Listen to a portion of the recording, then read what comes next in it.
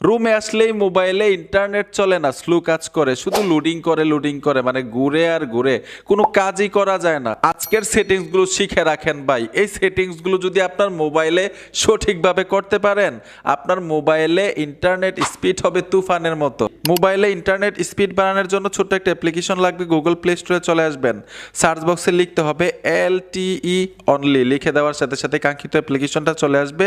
এই লোগোটা দেখে এখান থেকে ইনস্টল করে নেবেন। আমি ইনস্টল করে রেখেছি, ওপেনে আসতে হবে।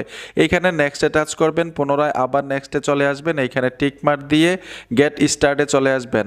এইখানেও অ্যাকসেপ্টে টাচ করে দিবেন, এইখানে অ্যালাউ করতে হবে। আমি পারমিশন দিয়ে দিচ্ছি। পারমিশনগুলো দেওয়ার সাথে সাথেই অ্যাপ্লিকেশনটা ওপেন হয়ে যাবে। এইখানে দেখুন 1.1 এবং 1.1 প্লাস, আপনি দেখবেন কোনটা সাপোর্ট দেয় আপনার মোবাইলে। প্রথমেরটা সাপোর্ট দেয় নাই, আমি দ্বিতীয়টার উপর টাচ করে দিলাম, এই যে দেখুন সাপোর্ট দিয়েছে। এখন এইখানে দেখুন একটা এরো বাটন আছে, ট্যাপ দিবেন, টাচ করার সাথে সাথেই 1 সিম 2 সিম শো করবে।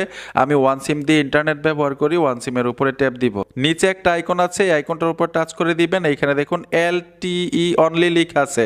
আপনি যদি LTE অনলিতে টাচ করে রাখেন তাহলে কিন্তু ইন্টারনেট স্পিড পাবেন ঠিকই, আপনার মোবাইলে কল আসবে না, কল দিতেও পারবেন না। আপনি যদি চান যে কল করা যাবে অথবা কল আসবে, আপনি ইন্টারনেট ব্যবহার করা শেষ, তাহলে PRL লেখা আছে, এখান থেকে যে কোনো একটা অপশন সিলেক্ট করে দিবেন, আপনার মোবাইলে কল আসবে এবং কল দিতেও পারবেন।